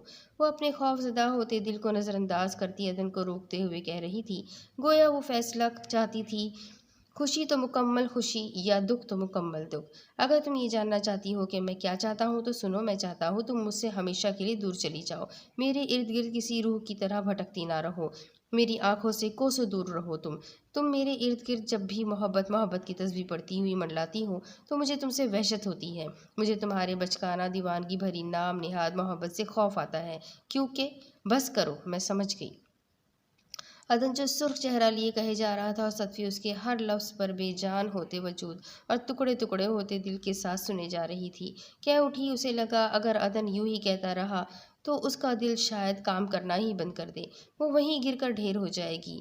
میں سب سمجھ گئی، اپنی آنکھوں میں ابھرتے آنسوؤں کی جھلملاہٹ میں عدن کا دھندلایا ہوا چہرہ دیکھتے کہتی وہ ایک قدم پیچھے ہٹی۔ تم چاہتے ہو میں دور چلی جاؤں؟ تم سے تو دور چلی جاؤں گی، بہت دور۔ مزید ایک قدم پیچھے قدم ہٹاتی ہوئی بولی، تمہارے ارد گرد کسی روح کی طرح اب کبھی نہیں بھٹکوں گی۔ آنسوؤں کے امڑتے خاموش سیلاب کے درمیان بدستور عدن سے دھیرے دھیرے دور جاتی ہوئی کہہ رہی تھی، تمہیں کبھی بھی دوبارہ میری نام نہاد محبت نظر نہیں آئے گی جس سے تمہیں وحشت ہوتی ہے۔ وہ آخری جملہ تھا جسے کہہ کر وہ پلٹی تھی اور بھاگنے لگی تھی۔ صدفی! اس کے پیچھے بشار دوڑا، صدفی سے دور رہو۔ اپنے سینے میں ابھرتے ہر تکلیف کی شدت پر وہ صدفی کو سخت ترین لفظ کہے گیا تھا، مگر خود اس کا کمزور ہوتا دل ان الفاظوں کی سختی برداشت نہیں کر پایا، اور پھر اوپر سے صدفی کا اس کے جملوں کو دہراتے ہوئے اس سے دھیرے دھیرے دور جانا عدن سے جیسے اس کی رہی سہی سانسیں بھی دور کر رہا تھا۔ اور پھر صدفی کو بھاگتے دیکھ، بشار کو بھی اس کے پیچھے جاتے دیکھ، وہ بشار سے کہتا ان کے پیچھے جانا چاہتا تھا کہ عدن کے دل نے اس کا ساتھ مزید دینے سے انکار کیا تھا۔ وہ درد اور تکلیف سے دوہرا ہوتا سینے پہ ہاتھ رکھے گھٹنوں کے بل بیٹھتا سڑک پر گرا تھا۔ عدن صاحب! روتی ہوئی صدفی کو خوش ہو کر دیکھتی پل جیسے ہی عدن کی جانب متوجہ ہوئی، اسے سڑک پر گرا پائی تھی، جس کی آنکھیں بند تھیں، جس کی سانسیں دھیرے دھیرے ختم ہو رہی تھی۔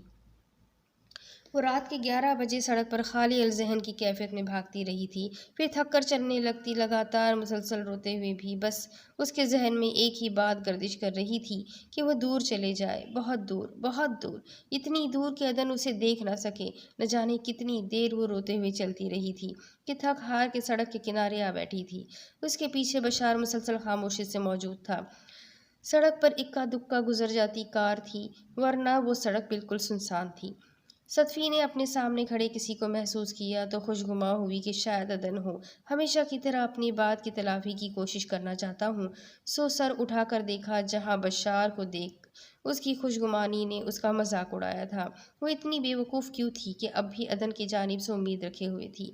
تم نے صحیح کہا تھا بشار کہ عدن مجھے مار دے گا، اور اس نے واقعی مجھے مار دیا۔ صدفی نے بشار کو دیکھتے ہوئے غائب دماغی کی کیفیت سے کہا، بھابھی! تبھی ان کے قریب آ کر ایک کار رکی تھی۔ کار میں سے فوزان سراج سے نکلتا صدفی سے مخاطب ہوا تھا، اس کے چہرے پر دہشت کے سے آثار تھے۔ کیا ہوا؟ کیا اب وہ سوری فیل کر رہا ہے؟ مگر اس سے کہہ دو، آپ کی صدفی یوسف کا دل مر گیا، جس دل میں صرف عدن تقی کا بسیرا تھا، اس نے اس دل کو مار دیا۔ اب چاہے وہ سوری فیل کرے یا کچھ بھی فیل کرے، یہ دل اب زندہ نہیں ہوگا۔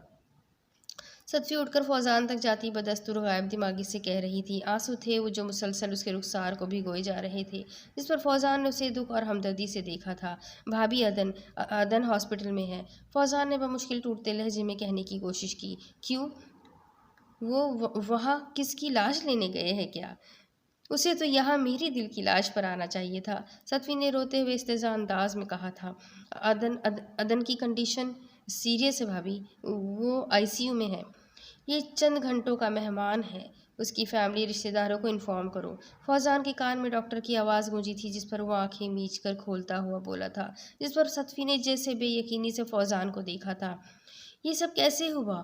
کیسے ہوا یہ سب؟ وہ تو ٹھیک تھا، ایک دم ٹھیک۔ پھر ہاسپٹل میں ICU کے گلاس وال سے اندر جھانک کر وینٹیلیٹر کے سہارے سانس لیتے سفید سے چہرے والے آنکھیں موندے عدن کو دیکھ پہلی مرتبہ اسے احساس ہوا تھا کہ صحیح معنوں میں سانسوں کا رکنا کسے کہتے ہیں، دل کا مرنا کیا ہوتا ہے۔ ابھی کچھ وقت پہلے عدن کی باتوں پر اس کا دل نہیں مرا تھا، بلکہ ابھی اس وقت عدن کے ارد گرد یوں موت کے سائے منڈراتے دیکھ صدفی کا دل جیسے نزا کی تکلیف میں تڑپ رہا تھا، مچل رہا تھا اور خاک ہو رہا تھا۔ بے یقینی سے بے یقینی تک کا سفر، اور یقین کے بعد دل کی اذیت پر چیختے ہوئے وہ فوزان کا کالر پکڑے جھنجھوڑتے ہوئے پوچھ رہی تھی، اس طرح کہ جیسے عدن کی حالت کا باعث وہی ہو۔ فوزان نے سرخ آنکھوں سے ترہم بھری نظروں سے صدفی کو دیکھا تھا، جو انتہائی قابل رحم لگ رہی تھی۔ اب سے ٹھیک 20 دن پہلے درزیلا کے ملنے کے بعد محمد خان کے یہاں سے ملے لیٹر کی تحقیق کرنے کے لیے وہ بیوٹی سٹی گیا تھا۔ رات 12:30 بجے وہ الحیات ہاسپٹل سے واپس لوٹ رہا تھا، تب اسے پل دکھی، زخمی سی مخالف جانب سے بھاگ کر آتی ہوئی۔ اس کے پیچھے کچھ آدمی گن لے کر بھاگ رہے تھے۔ وہ ایک دم اس کی گاڑی کے سامنے آ رکی تھی، جس پر اس نے ہوٹل سے کرائے پہ لی ہوئی کار جھٹکے سے روکی تھی۔ اس نے دیکھا تھا کہ پل کے ہاتھ میں ایک بریف کیس تھا، جسے وہ ہاتھ سے پکڑ کر مضبوطی سے سینے سے لگائے ہوئی تھی۔ پل، ہمیں بریف کیس دے دو۔ ان میں سے ایک نے عدن کی کار کی بونٹ سے کمر ٹکائے پل کے قریب آتے ہوئے کہا تھا، تم لوگوں نے میرے ساتھ دھوکہ کیا، اپنے باس سے کہنا کہ پل کو دھوکہ دینے والوں کا انجام بہت برا ہوتا ہے۔ زخمی پل پھنکارتے ہوئے بولی تھی، تم زندہ رہو گی تب ہی انجام سے ہمکنار کرو گی نا؟ انہوں نے ہنستے ہوئے کہا تھا، بریف کیس ہمارے حوالے کر دو، ورنہ تمہیں مارنے کے بعد بھی ہم تمہاری ڈیڈ باڈی سے لے سکتے ہیں۔ اور ان میں سے ایک نے گن کا رخ پل کی جانب کیے ہوئے کہا تھا۔ ان میں سے کوئی بھی عدن کی جانب متوجہ نہیں ہوا تھا، اور وہ سچ میں پل کو شوٹ کرتا اس سے پہلے ہی عدن کار سے باہر نکل آیا تھا۔ اپنے سامنے وہ ایک نہتی عورت کے ساتھ ظلم ہوتے نہیں دیکھ سکتا تھا، حالانکہ وہ انہیں دیکھ کر سمجھ چکا تھا کہ وہ سب مافیا سے تعلق رکھتے تھے۔ کیا ہے اس بریف کیس میں؟ عدن نے باہر نکلتے ہوئے سیدھا پل سے پوچھا تھا، جس پر ان سبھی نے چونک کر عدن کو دیکھا۔ پل کی آنکھیں اسے دیکھ چمک اٹھی تھی۔ بیوٹی سٹی میں اس کا ایک آرمی دوست رہتا تھا، جس کی شادی کے فنکشن سے ہوتا ہوا وہ ہاسپٹل گیا تھا، اس لیے رائل بلو کلر کے فارمل ٹیکسڈو سوٹ میں وہ ہمیشہ سے بڑھ کر ہینڈسم لگ رہا تھا۔ یوں بھی صدفی کا ماننا تھا، عدن فارمل سوٹ میں دنیا کا سب سے وجیح ترین مرد لگتا تھا۔ تم نے بتایا نہیں؟ عدن نے اپنا کوٹ اتارتے ہوئے ایک نظر مبہوت نظر آتی پل سے ایبرو چکا کر پوچھا تھا۔ پل تو اس کی جیداری پر اشش کر رہی تھی کہ سامنے موجود 3 گن مینس کو دیکھ کر بھی وہ اتنے آرام سے پل سے بات کر رہا تھا، جیسے وہ ڈائننگ ٹیبل پر بیٹھا کسی ڈش کے بارے میں پوچھ رہا ہو۔ ڈرگس؟ پل نے محسوس کیا تھا کہ اس کی آواز میں لڑکھڑاہٹ تھی۔ کیا تم ان لوگوں کے لیے کام کرتی ہو؟ ڈرگس کا سن کر اس کی سبھی پیشانی پہ لکیریں نمودار ہوئی تھی، جسے پل نے صاف دیکھا تھا۔ پل کی بات سن کر وہ کوٹ کھلے ونڈو سے اندر پھینکتا، اب اپنی وائٹ بٹنوں والی شرٹ کے کف کے بٹن کھولتا، آستین فولڈ کرتا ہوا پوچھ رہا تھا، اے ہیرو، زیادہ بہادر بننے کی کوشش کی تو یہ گن دیکھ رہے ہو نا، اسے پورا تمہارے بھیجے میں اتار دیں گے۔ ان میں سے ایک نے گھراتے ہوئے دھمکی دیا تھا۔ تم لوگوں کو شرم نہیں آتی؟ ایک نہتی لڑکی پر تم چاروں گن تانے ہوئے ہو۔ عدن اپنا ریسٹ واچ اتارتا ونڈو سے اندر ہاتھ گزار کر جھک کر ڈیش بورڈ پر رکھتا ہوا پوری طرح سے اس کی جانب متوجہ ہوا تھا۔ تم ایسے نہیں مانو گے۔ ان میں سے ایک نے عدن کے پیر کا نشانہ لیتے ہوئے فائر کیا تھا، مگر اگلے ہی پل عدن ایک لمبی جمپ لگاتا ہوا نہ صرف اس جگہ سے ہٹا تھا، بلکہ اگلے ہی پل اس کی لاش شوٹ کرنے والے کے منہ پہ پڑی تھی۔ اور پل ششدر سی رہی عدن کو ان چاروں سے فائٹ کرتا دیکھ رہی تھی۔ وہ پل کی زندگی کا پہلا مرد تھا جو اس کی حفاظت کی خاطر لڑ رہا تھا، نہایت ہی بہادر، جری نیڈر۔ اس کے فولادی مضبوط بازو کے سامنے وہ چاروں زیادہ دیر ٹک بھی نہیں سکے تھے۔ سیدھے اپنے راستے جاؤ، ورنہ اب میرا دماغ خراب ہوا تو میں تم چاروں کو جیل بھجوا دوں گا۔ عدن ان چاروں کو سرد انداز میں تنبیہ کرتا بولا، جو مار کھا کھا کر سڑک پر ادمرے سے انداز میں پڑے تھے، اور پل کی جانب بڑھ گیا۔ کیا تم ٹھیک ہو؟ عدن نے تشویش سے پل کے ہاف سلیو سے بہتے خون کو دیکھ کر پوچھا۔ شولڈر پر بلٹ لگی تھی۔ پل نے عدن کا سرخ و سفید چہرہ دیکھتے ہوئے غائب دماغی سے کہا تھا۔ اس کی کیفیت ایک عام سی عورت کی مانند ہو رہی تھی جو ہوشیاری، چالاکی، ذہانت، بے رحمی سے قطعی دور ہو۔ اس کا دل گواہی دے رہا تھا کہ وہ چہرہ دنیا کا خوبصورت ترین چہرہ تھا۔ چلو آؤ، میں تمہیں ہاسپٹل چھوڑ دوں۔ عدن نے کہتے ہوئے اسے گاڑی میں بیٹھنے کا اشارہ کیا تھا، جس پر پل بنا کچھ کہے گاڑی کی ڈور کی جانب بڑھ رہی تھی۔ عدن جو ڈرائیونگ سیٹ کی جانب بڑھ رہا تھا، اس نے پلٹ کر ان چاروں کی جانب دیکھا جو سڑک پر گرے ہوئے تھے۔ ان میں سے دو کے ہاتھ میں گن تھا جس کے نشانے پر پل تھی۔ اس نے بے ساختہ اپنے عقل پر افسوس کیا تھا کہ اس نے گن سے بلٹ نکال کر کیوں نہیں پھینکی۔ اس نے دیکھا ان کی انگلی ٹریگر پر دباؤ ڈال رہی تھی۔ عدن کے پاس صرف دو ہی راستے تھے، یا تو بلٹ پل کو لگنے دیتا یا پھر خود ڈھال بن کر اسے بچاتا۔ وہ ان دو راستوں کے درمیان الجھا تھا۔ معاملہ سیکنڈ سے بھی کم وقت کا تھا۔ اس کے دل نے رہنمائی کی کہ وہ ایک فوجی تھا۔ اس کا کام تھا اپنے ملک کے ہر فرد کی حفاظت کرنا۔ جس پر اس کے دماغ نے فوراً دلیل دی، وہ لڑکی بھی انہی کی ساتھی لگتی تھی۔ ہاں تو وہ کون سا صرف نیک لوگ کی حفاظت کے لیے سرحد پر رہتا ہے؟ ان میں برے بھی ہوتے ہیں اور اچھے بھی۔ وہ سب اچھے برے کی تمیز کیے بغیر ان کی حفاظت کرتے ہیں۔ دل کی اس دلیل پر دماغ ہار گیا تھا اور اگلے ہی پل بلٹ پل کو لگتی وہ اس کے سامنے ڈھال کی طرح جمتے عدن کو لگی تھی۔ یہ کیا کر دیا؟ گولی میڈم پرل کو مارنی تھی، اسے کیوں مار دیا؟ ان دونوں کو ان کا ساتھی بری طرح چلا رہا تھا،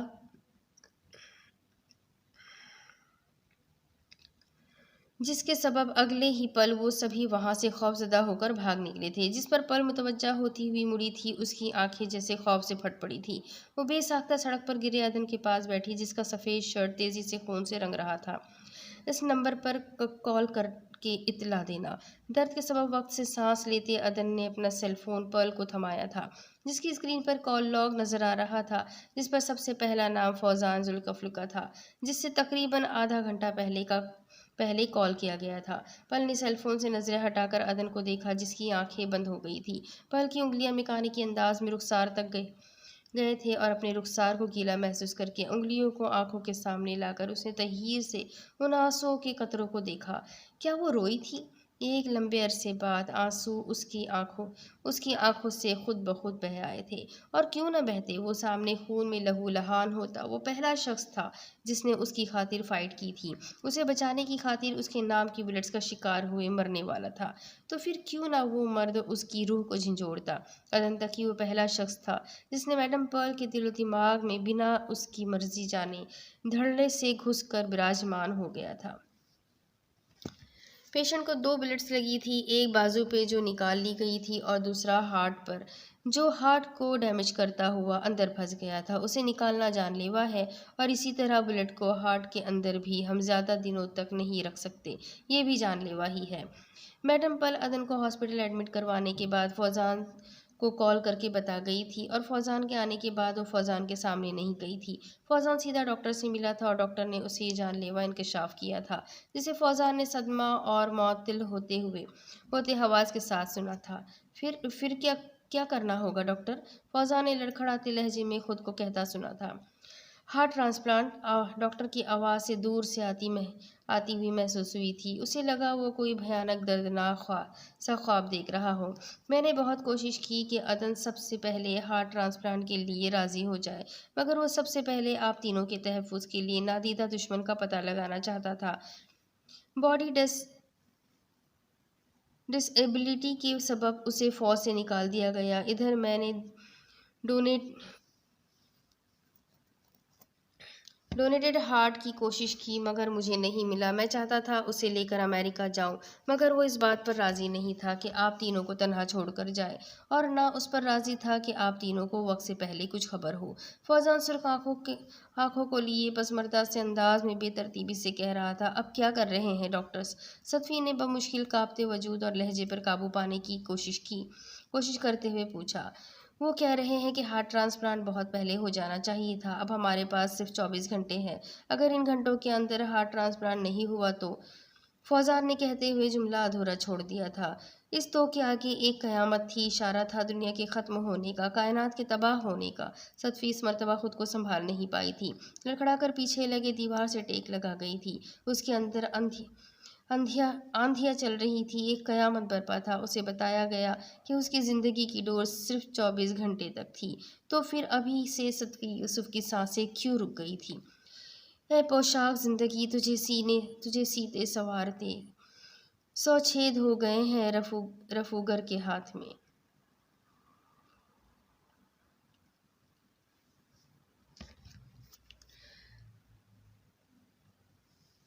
24 घंटे, जिंदगी या मौत, जंग लड़नी पड़ती है अपने जोर बाजू पर। जिंदगी के मैदानों में मुआवजे नहीं होते।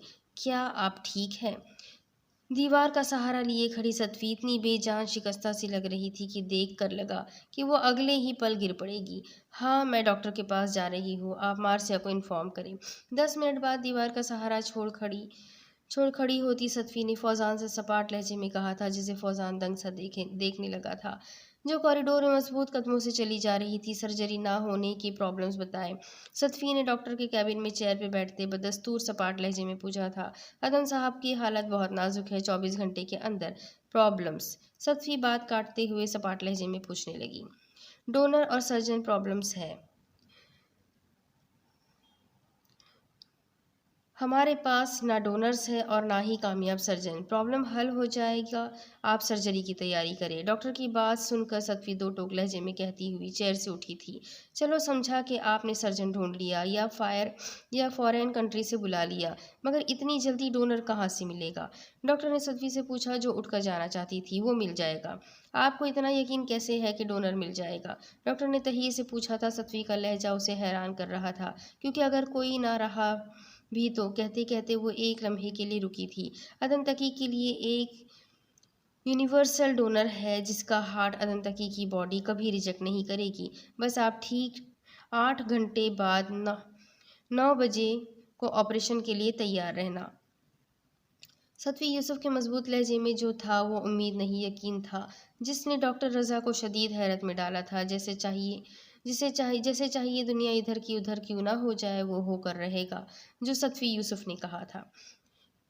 ये कैसे हो गया? चाचू तो ठीक है। फौजान ने मार्सिया को कॉल करके हॉस्पिटल बुलाया था और बड़ी वक्त दिक्कत से उसे अदन के मुतालिक बताया, जो पहले तो बेयकीन थी, मगर अब ग्लास वॉल से अंदर देखती बीमार से अदन को देख नफ़ी में सर हिलाते सदमे और दुख से कह रही थी।